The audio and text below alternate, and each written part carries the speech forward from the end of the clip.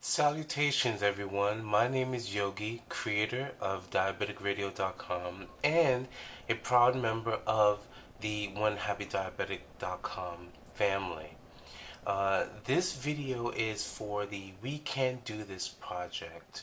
I am so proud of many of the people in the DLC, uh, particularly Kim um, Vlasnik, if I'm pronouncing that right.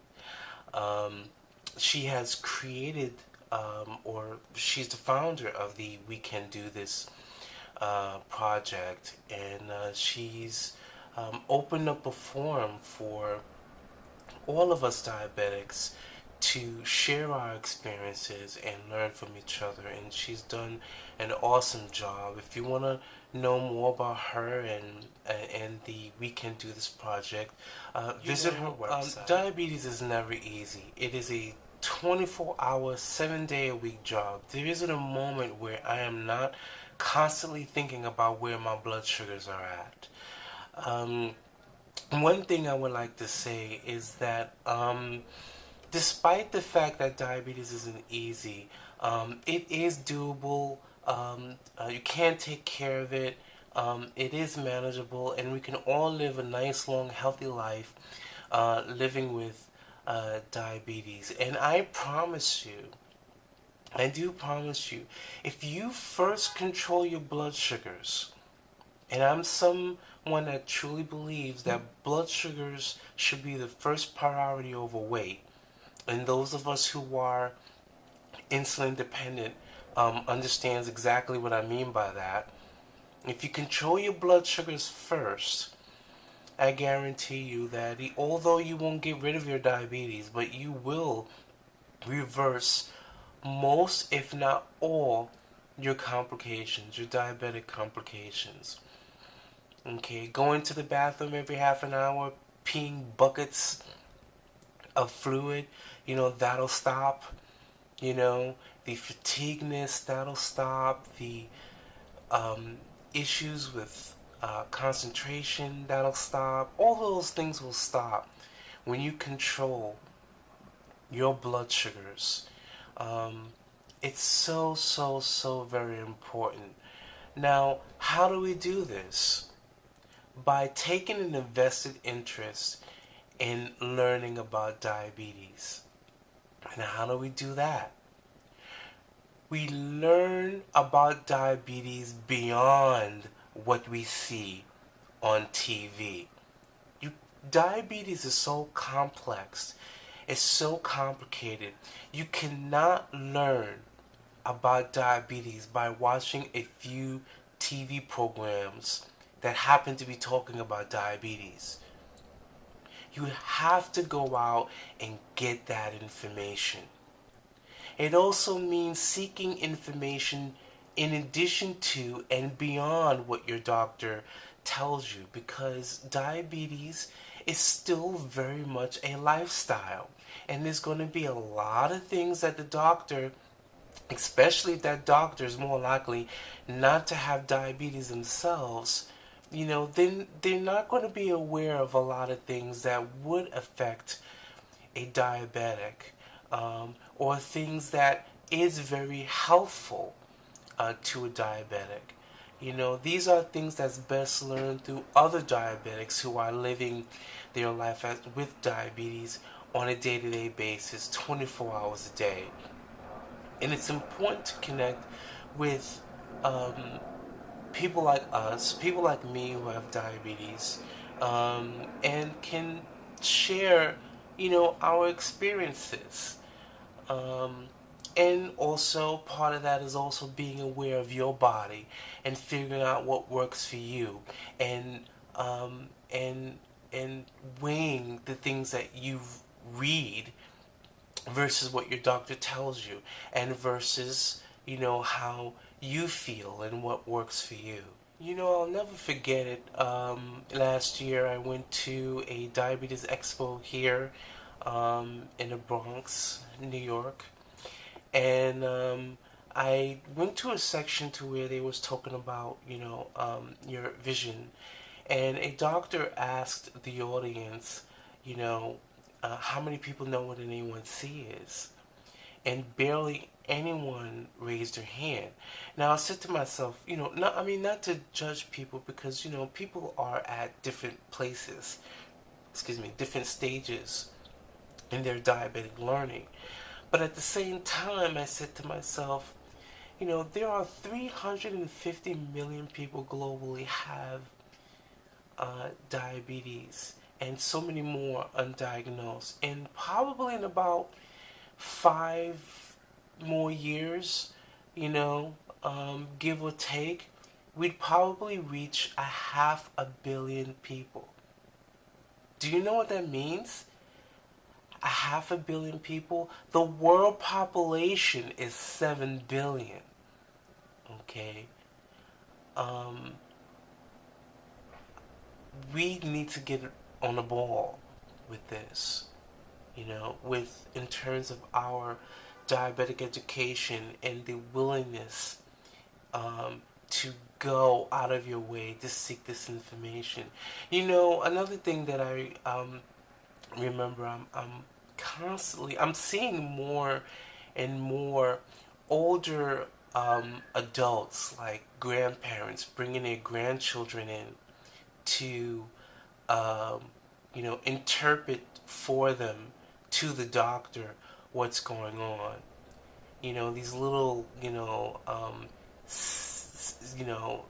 8, 9 year olds. I'm thinking to myself, I wonder what's going through the doctor's mind. Having to dumb down a very complex and serious disease such as diabetes, or a condition that the patient may have, because the doctor knows that the person that they brought in to try to interpret what he's saying to the patient is only 8, 9 years old, and has a very limited vocabulary themselves. How difficult that must be. One thing about the internet, it has allowed us to find books on diabetes in virtually every single language you can think of, every major language. There is no excuse anymore. Diabetes is serious. Don't wait until you get a complication before you decide to deal with your diabetes. Don't expect the doctor to whisk away the issue of the possibility of you getting your leg amputated because you spent 20 years of your life ignoring your diabetes when you know you have it. Life doesn't work that way. And if you know you have diabetes, guys out there, if you know you have diabetes, know that you are one lucky person. Because there's so many people like myself who's been constantly told that I didn't have diabetes. And by the time it was finally diagnosed, it was official, I was already having problems with my sight. But you believe you me, once I found out I had diabetes and it was official, I bust my butt to learn everything I could about my disease. And I'm going to tell you something that was so difficult for me, because I was so angry about that, because all I can think of is how bad or much worse my condition could have gotten. Had someone then finally tell me, hey, I got diabetes, But I decided to take that anger and turn it around, because I know that, it wouldn't have been a good thing for me to still be angry about that, about the stuff that my past doctors have told me. I have good doctors now, but even that, it wasn't easy to find. Good doctors are very hard to find.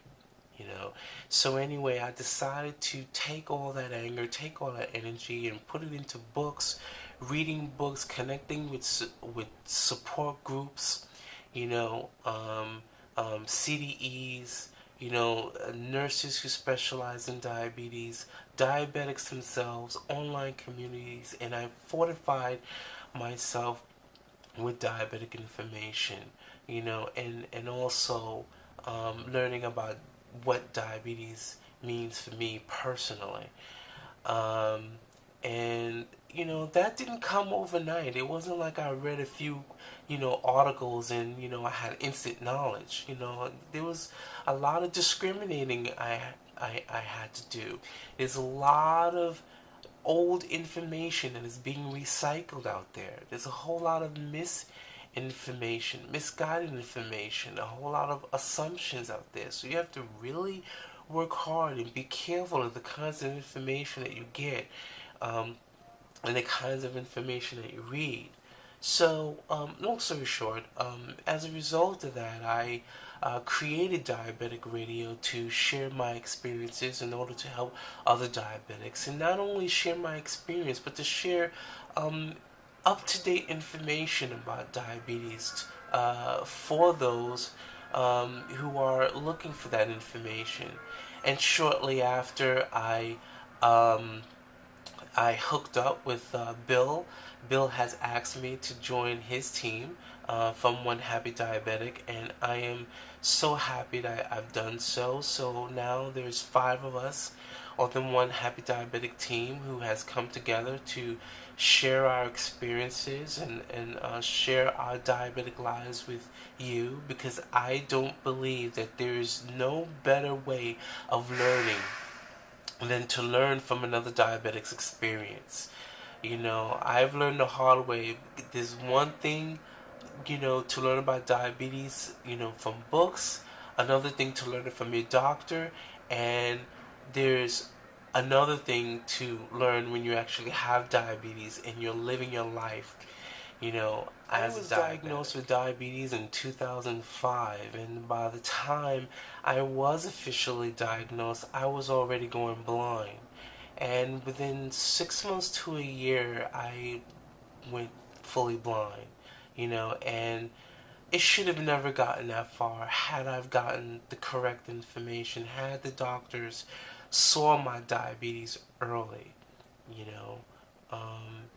And if I mean, I had the surgeries in 2006, so 7 years later, yes, 6, 7 years later, I'm doing fine. I can see now, and the surgery went well with no complications and no issues. I'm extremely thankful for that. Thank you to my surgeon. She was very, very good to me and very patient with me. And I really do appreciate that. If you want to learn more about my story, please go to my blog, DiabeticRadio.com. I've done it, and I know that those who are watching this video can do it as well. We can do it. I implore you, I can't reiterate enough the importance of having the interest to learn about diabetes, to learn about your disease. And the people who don't have diabetes, I implore you to. Don't assume all those things you saw on TV is all there is to diabetes. It's not about eating fruits and vegetables and you're cured. Diabetes is a metabolic disease, okay, which encompasses so many issues. It's not about just eating, bad foods. It's metabolic, it's genetic, it's emotional, it's psychological. It's more than you can ever understand if you're not diabetic. And I implore diabetics to connect with other diabetics who are positive. Stay away from the negative energies that some people have. The people that like to put the guilt trip on you. People who don't know squat about diabetes, but yet they like to make it your fault. They feel that it's their duty to let you know that it's your fault, and they need to tell you how to get out of that to cure your diabetes. And if you're not cured, then you really don't know. You really don't want to take care of your diabetes. You need to stay away from those people. And the one thing before I go, the one important thing that I want all my viewers to understand about diabetes, that there's nothing to be embarrassed about. Okay, you are not alone. You are not alone with your diabetes. Insulin is nothing to be embarrassed about. Every single living, breathing thing on this planet needs insulin to survive. It is not some new thing that a doctor has made up because, you are doing bad with your diabetes. You need to get that crap out of your head.